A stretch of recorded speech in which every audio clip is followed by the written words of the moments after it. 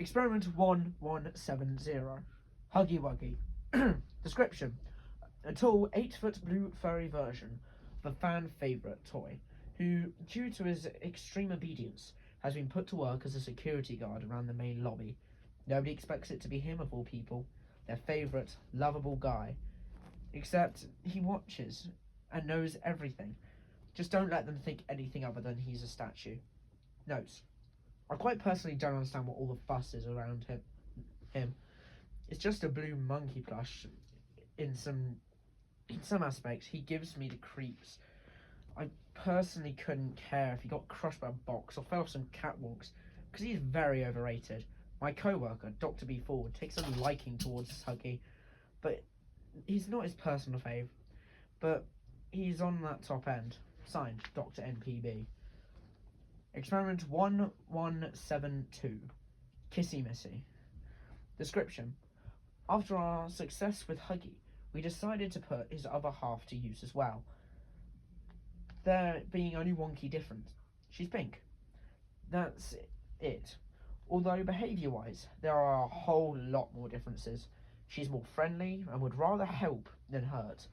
We have her in storage for now, but soon planning to use her in plate care, as we believe she'd help the kids lots. Like Huggy, she is obedient and listens, but she's more quiet, lighter on her feet, but also doesn't show any resistance while being moved. Notes: I prefer Kissy over Huggy. The pink matches her kind of personality. I think Huggy would have suited red, because he's an absolute demon, but Kissy is up for anything.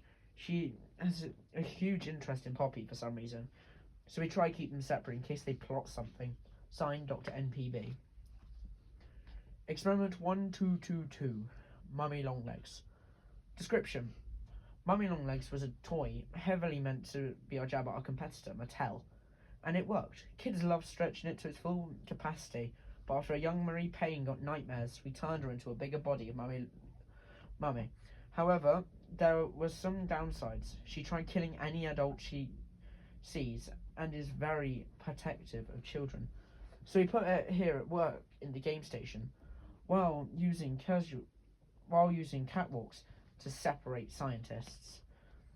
Notes: Mummy Longlegs is a personal favourite of mine, purely because of how easy it is to prank higher ups like Dr. B. Ford by putting large pink hands on pink ribbons to scare him away. But also, the way we named the toy fits her motherly role. Even the kids call her a mother that they never had. Signed, Dr. NPB. Experiment 1188. Catnap. Description: Catnap was a partial forced making after young Theo tried to escape with 1006. He overcharged the green hand and electrocuted himself. However, 1006 brought him to us, getting himself captured but ensuring Theodore's safety. And it did, just not in the form he'd hoped. We found a use for him as a means of releasing red smoke to help children sleep, and they love him, despite the days of work in changing his mind to Catnap, as to not freak out when Theo comes walking in. Notes: Catnap is always one of the more shady ones to me. His slender body and the way he hides around corners, and he also insists on taking any dead toys for whatever purpose. I personally feel he shouldn't be left roaming, but it's too late. The kids would beg for him back. Signed, Dr. NPB. Experiment 1174. PJ Pugapilla. Description: This was a bigger body of one of our more niche ideas, the Swappimals, being you could swap their parts with others as a set. Sadly, only two were released, PJ and Catby. PJ is a 50-foot long centipede with pug face and a blue and purple palette, made to be lovable and cute as to not scare kids during statues. An already eerie game. Notes: Now this is my favourite. With his adorable face, he is great to give head pats, and actually is like a company dog. Dr. B. Ford, however, has a slight distaste towards him, for whatever reason. How can you hate such a lovable face? However, with his roaming, two major incidents have been docked about accidental sightings. Rowan Stoll, a worker, and Samuel, a child in play care. But I love him all the more. Signed, Dr. NPB. Experiment 1354. The Doctor. Love Dr. B. Ford. Description: This is our most complex idea. He isn't fully a bigger body, but Dr. Harley Sawyer was deemed too dangerous to keep around, but too useful to silence, especially after the theatre incident, with over 70 deaths. So Lethan Bruno decided to test out the whole brain in a jar idea with all the Doctor's essentials. His brain is the main one. He's able to see all around the factory and verbally help with procedures, but is deemed too dangerous to be given the Omni chip to physically do anything. Harley Sawyer is a favourite of Dr. B. Ford. I quite like him too. He's helped me in a lot, but he's also quite a funny guy to laugh around with. With us even having a joke, whenever I insert a different chip for his memory, he shouts, "The power, I can do everything. See if I panic." Signed, Dr. NPB. Experiment 1166. Yarnaby. Description. Yarnaby is based off another niche character, but to some he's a favourite. This was the Doc's personal project, with him working with a failing game student child who was smarter than we thought. Failing on purpose is not get chosen, but seeing potential, the Doctor worked with him, making him an A-star for testing, turning him into Yarnaby, an animal whose mouth opened sideways, occasionally used for silencing. However, constant Doctor interference made him like a lost puppy. Notes: Die! Demon! Flammable beast! You're with me for this one. Dr. MBP takes distaste for Yarnaby, but I love him. The Doctor doesn't recommend head pats, but with the right guy, he loves them. Dr. MPB has been caught scratching at Yarnaby's legs after he scratched his. Signed, Dr. B. Ford.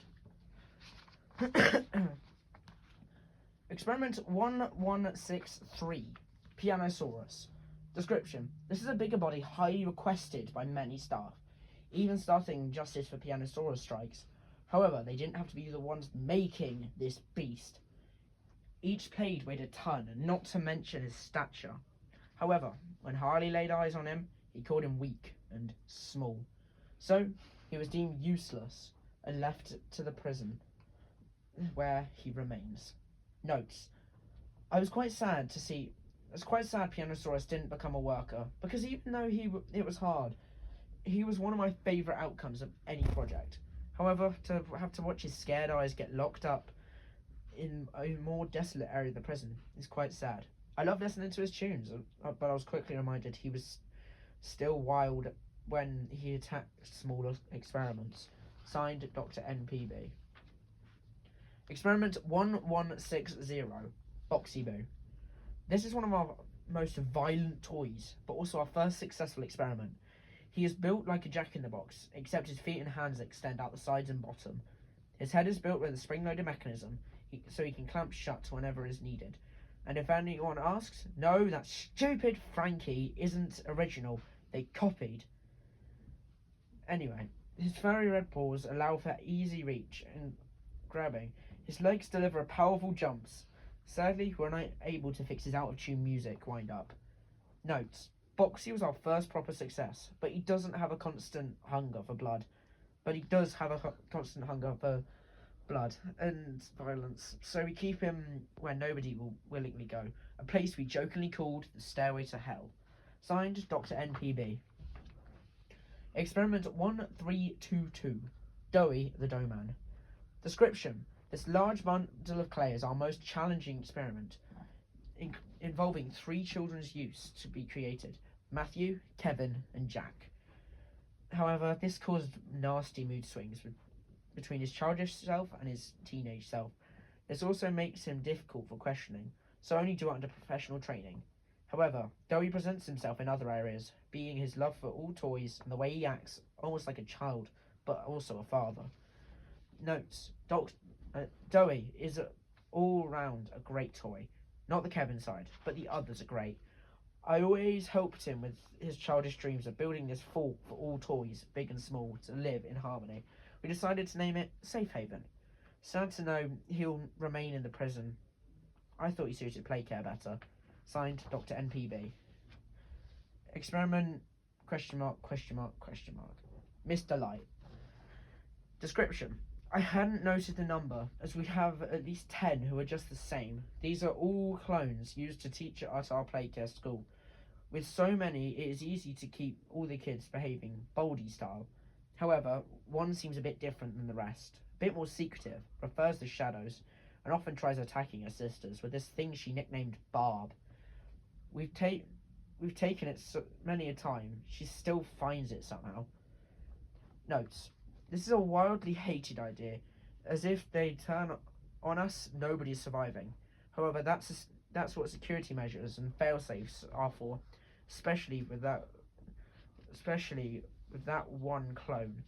I hate the way she glances at me, short-circuiting my room to scare me once or twice. Signed, Dr NPB. Experiment report. Incident. Huggy breakout in education sector. Casualties. 1. Neutralised? Yes. Description of event. A couple of days ago, everything was a normal day. Huggy strapped to his movement cart, moved into his restraints in the education room, everything plugged in, gas at the ready, but he unplugged it all, used the TV to free himself, escaping,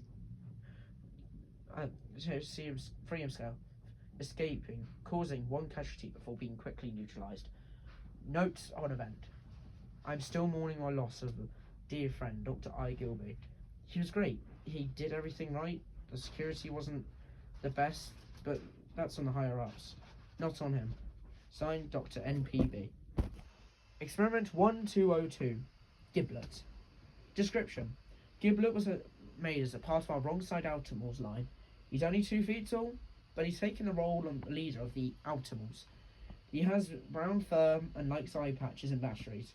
He also takes a liking towards another experiment, 1424, and are often seen hanging around each other, with Giblet working in recycling and Chum around kids as a safe space. So they are both around the labs. Notes. Giblet was basically a more friendly doughy, with him being one person, and often sings others' theme songs, making me wish we gave him one of his own. I often compare him to Gizmo because because of his looks, and personally, Giblet always talks about these bigger plans. Sadly, not working for them. Signed, Dr. NPB. Experiment report. Incident 1006 attempted breakout. Casualties 1. Neutralised? Yes. Description. Experiment 1006 had deconstructed an alarm clock in his room, which he then reformed into a laser pointer, using it to shut down a camera. When it reactivated, he was gone.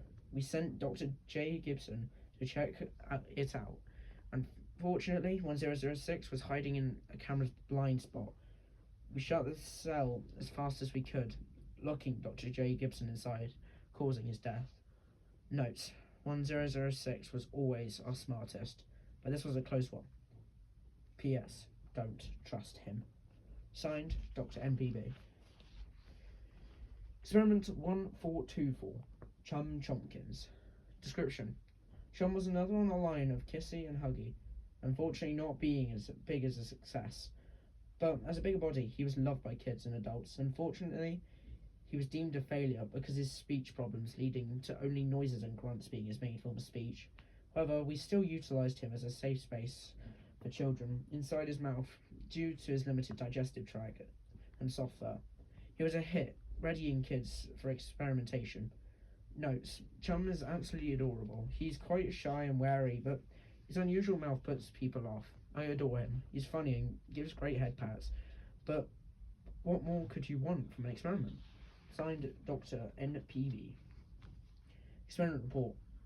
Incident, Huggy breakout. Casualties, 5 dead, 6 missing, and 1 dead. Neutralised? Eventually, yes. Description.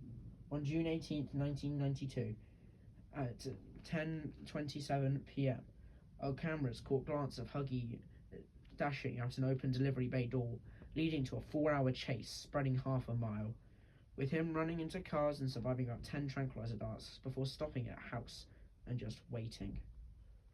Notes. This was a strange incident.